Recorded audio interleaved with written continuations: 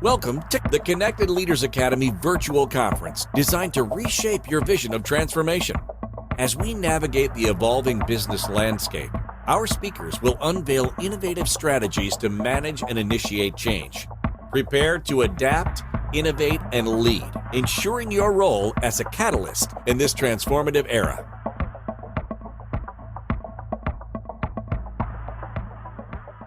Hi, I'm Deb Smart, and I'm here to share with you information about how to be a servant leader with a heart. I will cover what is a servant leader, what are the key attributes of a servant leader, what is the goal of a servant leader. And as I share this, I really will be taking you through my personal journey because you don't wake up one day and say, I want to be a servant leader. It comes over time as you evolve and you involve yourself in the areas of service, whether it's through your church, your community, or your family. My personal journey started when I was 17 years old. But let me tell you the attributes first of a servant leader. I had no clue that I would be doing what I'm doing today and how what I do today affects so many of my clients and my friends and my family. The key attributes is integrity, humility, vision, accountability, and patience. And when I wrote that down, I started thinking about Galatians 5:22 to 23, where it talks about the fruit of the Spirit. And that there you have love, joy, peace, patience, kindness, goodness, faithfulness, gentleness, and self-control. Well, the two that I challenge, of course, are patience and self-control. I am still a child at heart, and it's really hard for me sometimes to just sit still. But a couple of years ago, I did hear the Lord tell me to be still. And at that time, I didn't realize that He was taking me on a journey where I would be caring for my husband. And as I reflect back, all of the years of being a servant leader unconsciously came into play as I took care of Willie.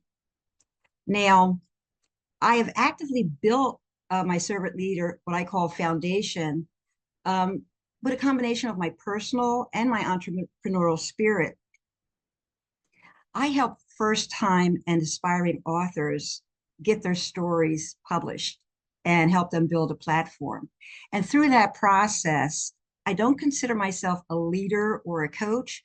I walk side by side with them to help them relax and not get that mental block that we all get that, oh, this sounds terrible.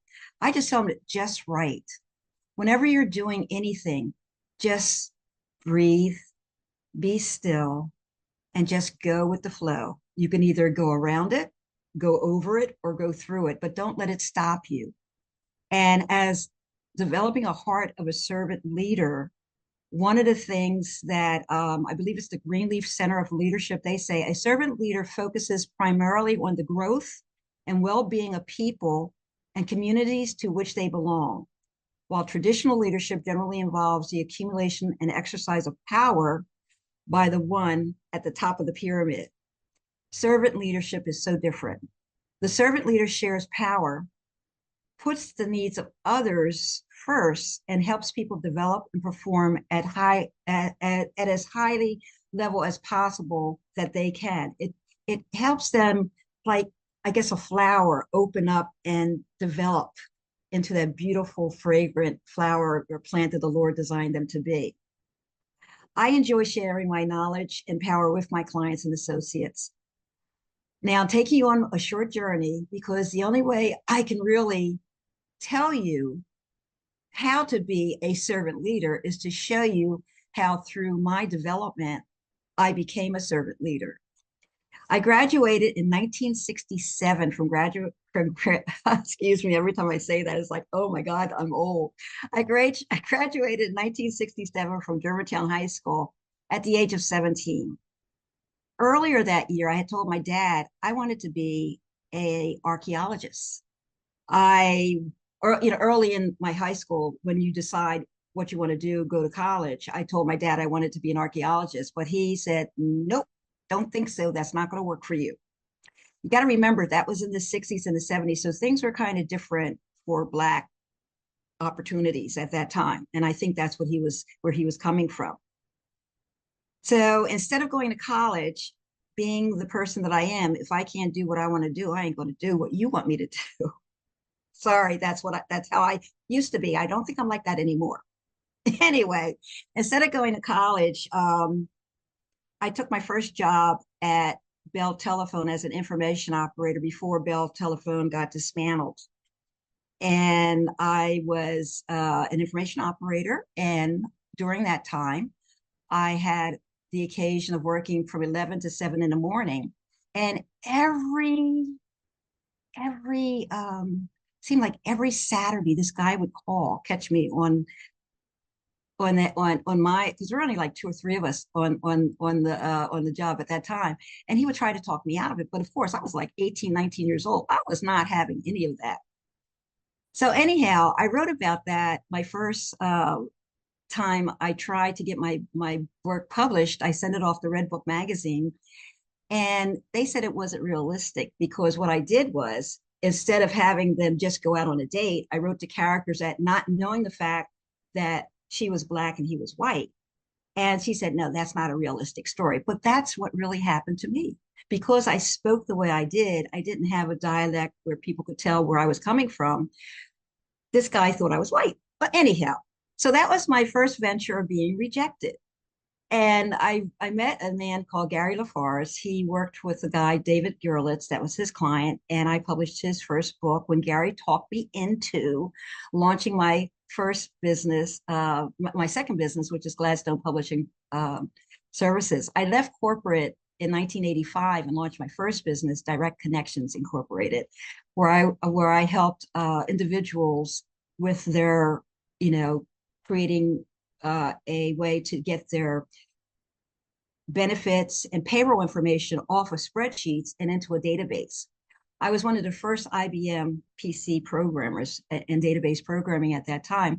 And it was an awesome opportunity. And what happened was I learned how to look towards my clients' needs as opposed to me being, oh, I'm great, I'm an IBM programmer. No, I traveled between Washington, Washington and not Washington, D.C., but Washington, District of Columbia, Maryland, New Jersey, New York, Long Island, up to Connecticut, just setting up these programs. And I loved it. I loved it. I learned how to have the confidence to walk into these strange offices, not knowing anybody, but yet I was able to develop the skill of listening. And that is one of the traits of a servant. A servant leader listens to the needs of the people that they're working with, their community, their church, even their families. So I developed that skill. What I didn't tell you was that when my dad told me I couldn't go to be an archaeologist, I decided I wanted to be an airline stewardess. Well, I didn't make that either because he paid $100 for the tuition. And when it came time for me to go, it turned out to be a scam. So that's when I started work at Penn Mutual. I was lucky to have my sister-in-law working there at the time. So pay attention. That's another thing to develop is pay attention to who do you know that at the time can help you out of your bind. Again, don't get stuck. You can go around, you can go over, or you can go under, but don't let it stop you. Look for the solutions. Okay, so I worked at Penn Mutual. And my job, I don't know if I said this already, but my job was counting a piece of paper called a flimsy and putting that in a pile.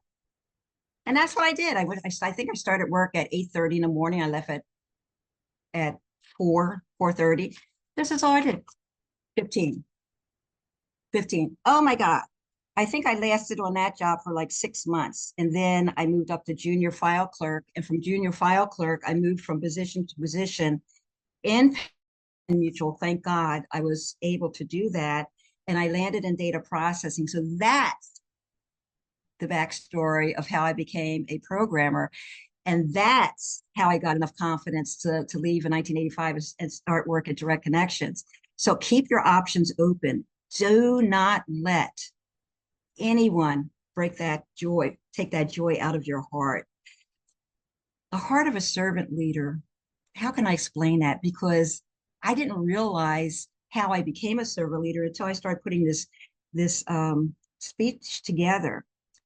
But during that time, I really did pay attention to how I interacted with people. I wasn't the smartest person in the room, but what I did learn was how to find out the information that I needed to help them get beyond being stuck.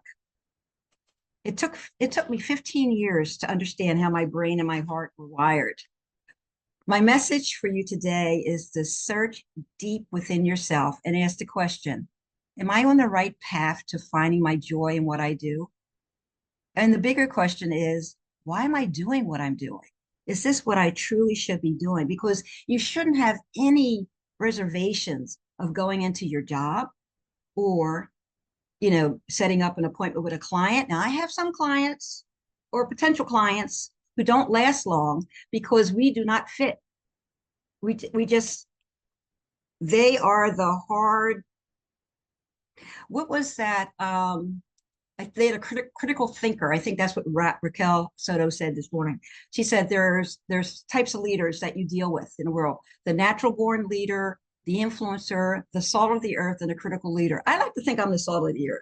Okay, I like to think that as salt, even though it's hard, it cleanses and refines things.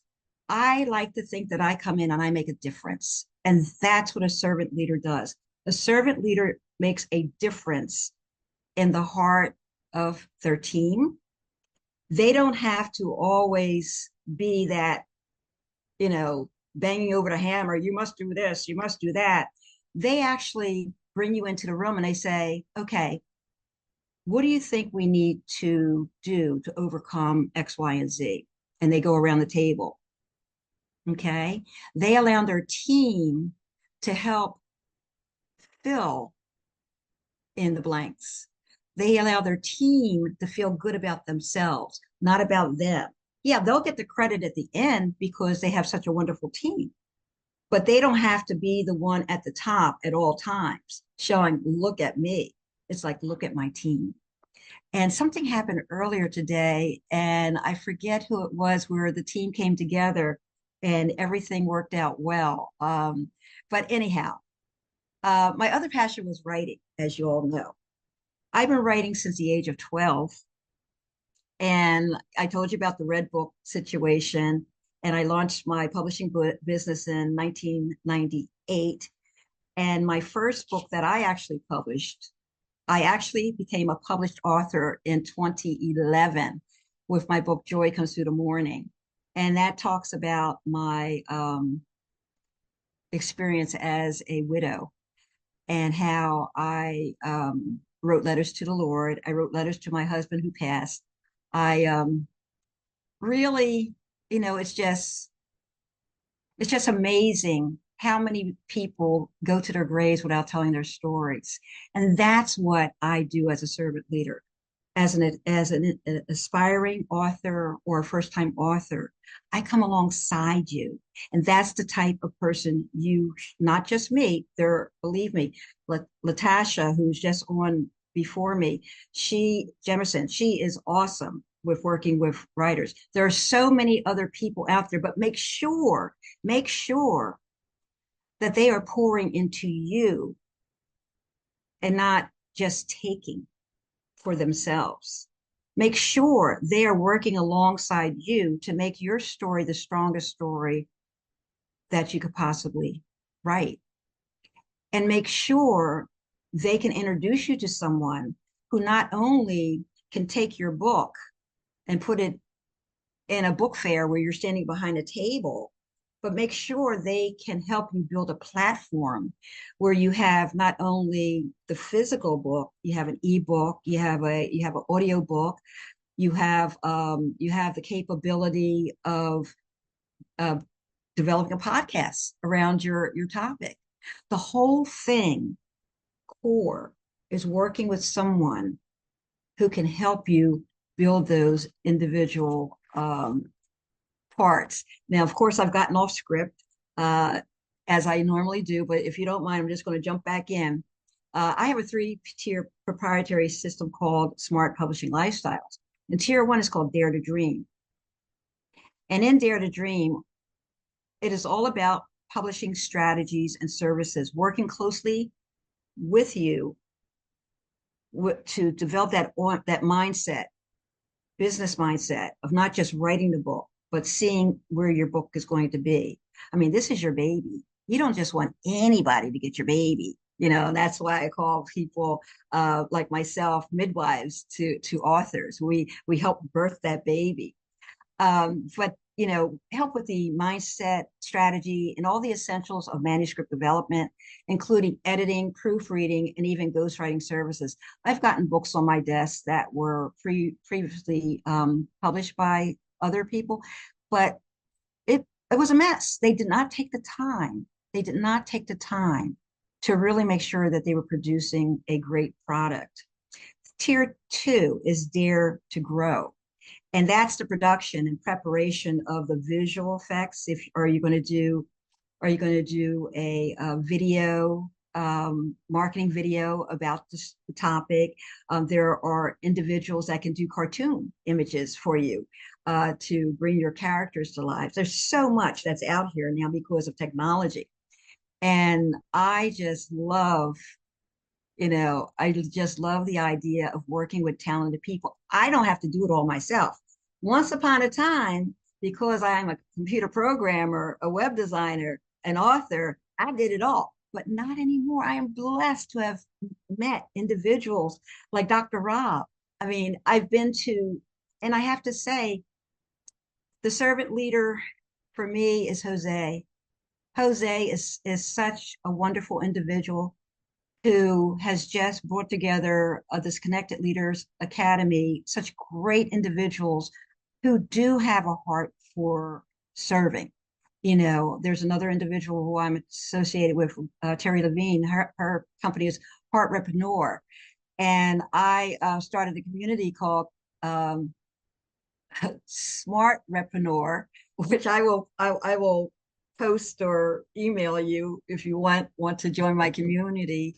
I just have so many things going on. I have to be still.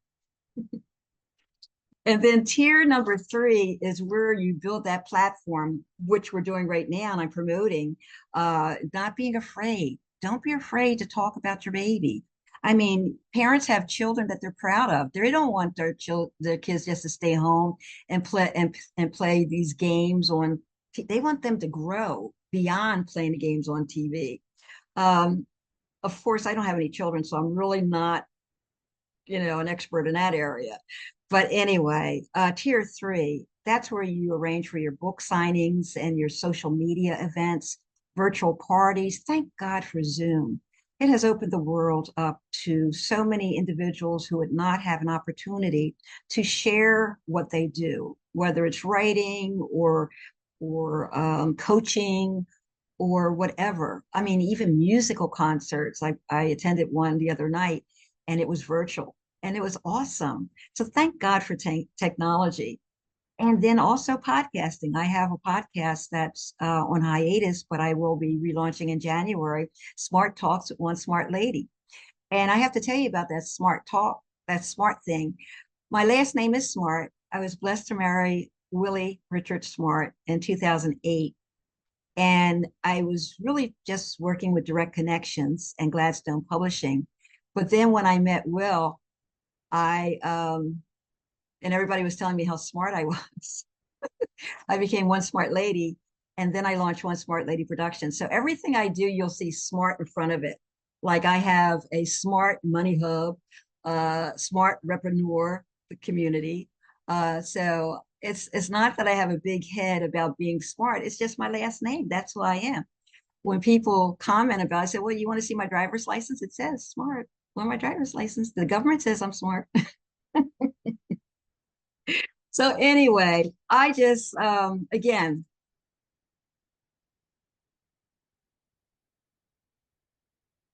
it's it's hard for me again to give anything other than the key attributes that I mentioned before.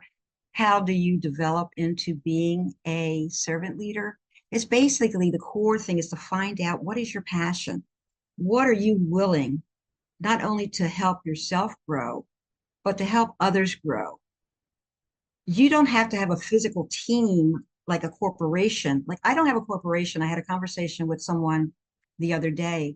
I don't have a corporation. But I have teams of people that I can call on who have their own companies, who have their own passions.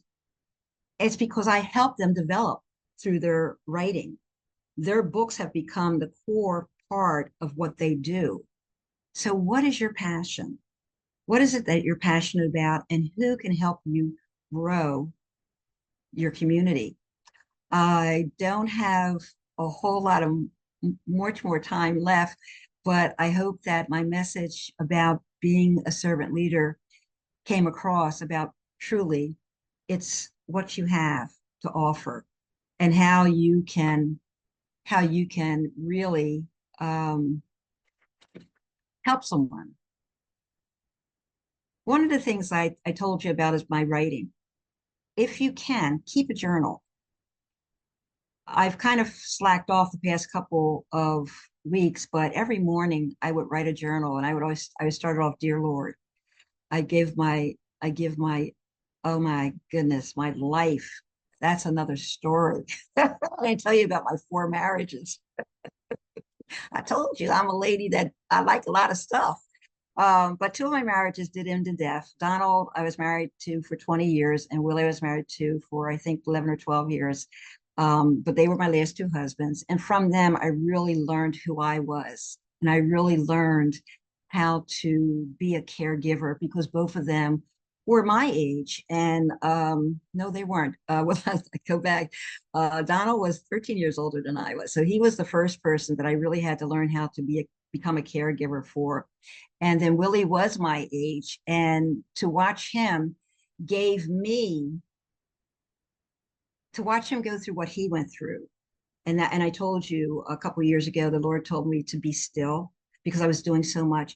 And when I learned to be still, I learned to focus on his needs and I learned to focus on what he needed to do. My business took a back burner, but I called it the Caregiving Entrepreneur.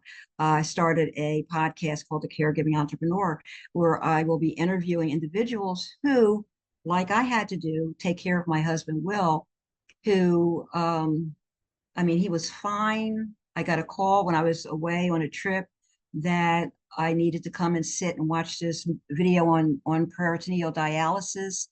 And he went on dialysis in, I guess it was November of 2021, and he passed away that March 2022, just that quick. So you never know. You never know who's going to be with you the very next day when you open your eyes. That's why it's so important to not only focus on what you're passionate about and what you want to do with your life, but how you can help the people around you.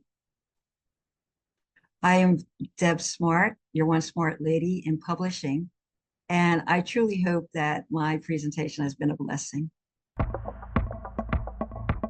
Thank you for participating in today's enlightening session. As we transition to our next expert, remember that each strategy and insight is a step toward becoming a transformative leader in your field. Visit connectedleadersacademy.com to stay engaged and informed. The journey of change is ongoing. Let's move forward together.